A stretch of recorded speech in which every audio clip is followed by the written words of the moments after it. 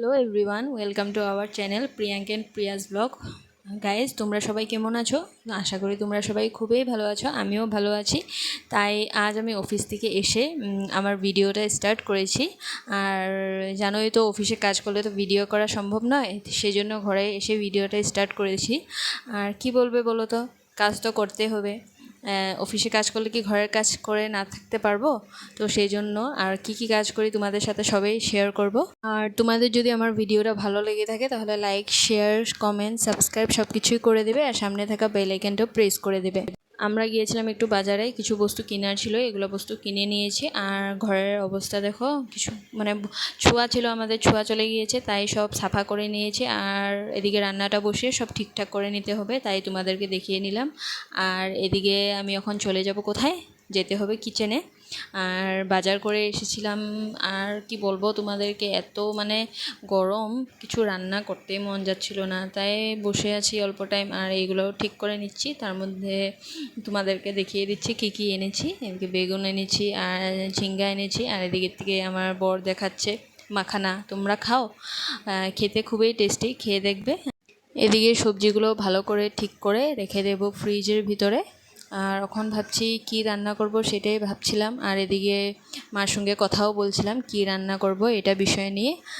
তাই আমাকে বলল যে মাছ বানিয়ে নেওয়ার জন্য। মা বলল যে মাছটা অল্প ধুয়ে দেবে, আর আমি বললাম ঠিক আছে। তো এদিকে মাছ ধোয়া স্টার্ট হয়ে গিয়েছে, আর মাছটা মায়ে ধুয়ে দিচ্ছে।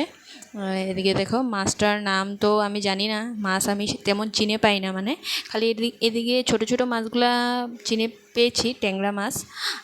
আমি তো ট্যাংরা মাছ বলি, তোমরা কী বলো জানি না। ঠিক আছে, তা আমাকে কমেন্টে জানিবে তো যে ট্যাংরা মাছকে আরও কী কী নামে জানা যায়। আর এদিকে আমি কাটা স্টার্ট করে দিয়েছি আলু মাছে দেওয়ার জন্য। আর এদিকে কথাও বলছি একটু একটু মার সঙ্গে, আর ওর সঙ্গে কথা বলে বলে কাজ করছি।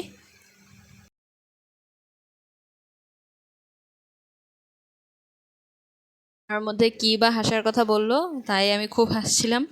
হাসতে তো হবে, হাসলে নাকি স্বাস্থ্য ভালো থাকে বলে মানুষে বলে, তাই আমি খুব হাসি, লাগলে মনে আমার যতই দুঃখ থাকুক না কেন।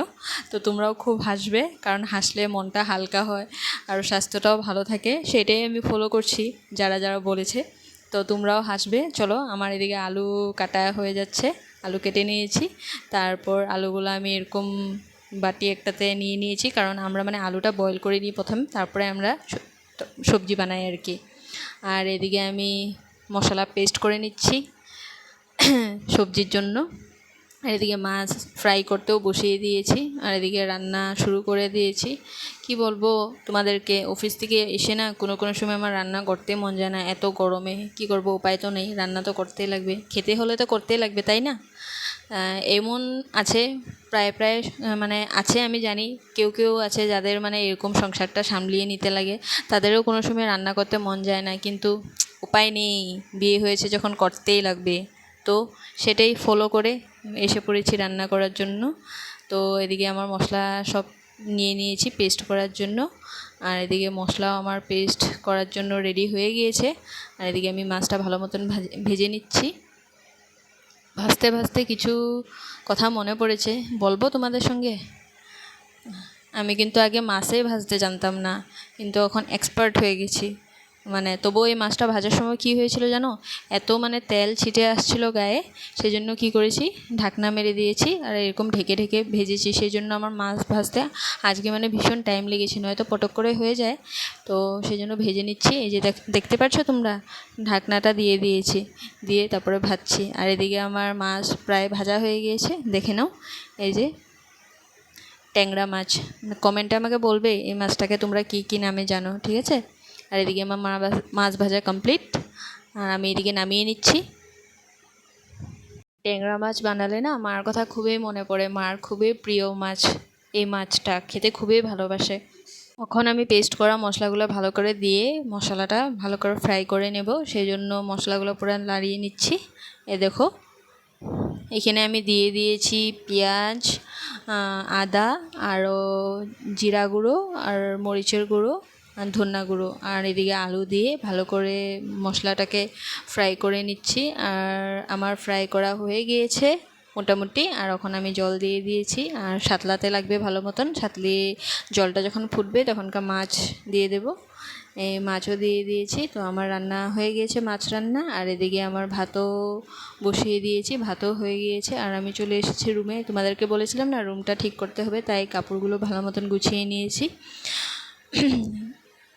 গুছিয়ে নেওয়ার পর রুমটা ভালো লাগবে দেখতে, নয়তো আজকে সব সাফা করেছি, রুমটা কীরকম যেন খালি খালি লাগছে। আর বরকে বললাম তুমি একটু আমাকে হেল্প করো, না ও তো হেল্প করবে না, ও বলল তুমি করো, আমি পরে দিকে জানলার পর্দাটা লাগিয়ে দেবো, দেখি তো লাগায় কি না লাগায় না।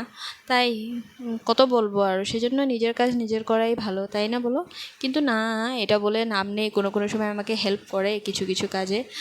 আমি যদি এটা মানে অ্যাকসেপ্ট না করি যে হ্যাঁ আমাকে কিছু কিছু কাজে হেল্প করে, তো ওরও তো মনে দুঃখ লাগবে, তাই না? আর এদিকে খাওয়া শুরু, এদিকে আমার কাজ স্টার্ট, আবার খাওয়া দাওয়া শেষ। আর এদিকে বাসন মাজতে চলে এসেছি। মানে কি আমি রাত্রে বাসনটা মেজে রেখে দিই, কারণ সকালবেলা অন্য কাজ থাকে, তো সেই জন্য সকালবেলা টাইম হয় না।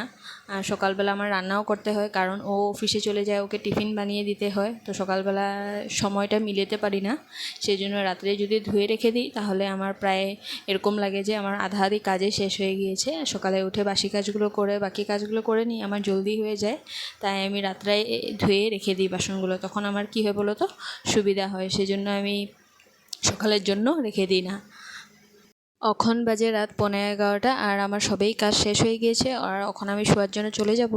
তো আজকের মতন ভিডিওটা আমি এখানেই শেষ করেছি। আর তোমাদের যদি আমার ভিডিওটা ভালো লেগে থাকে তাহলে কি করতে হবে জানোই তোমরা, লাইক শেয়ার কমেন্ট সাবস্ক্রাইব সব কিছুই করে দেবে। আবার একটা নতুন ভিডিওতে তোমাদের সঙ্গে দেখা পাবো। তো আজকের মতন আমি ভিডিওটা এখানেই শেষ করেছি। তো শুভরাত্রি সবাইকে জানালাম, বাই বাই।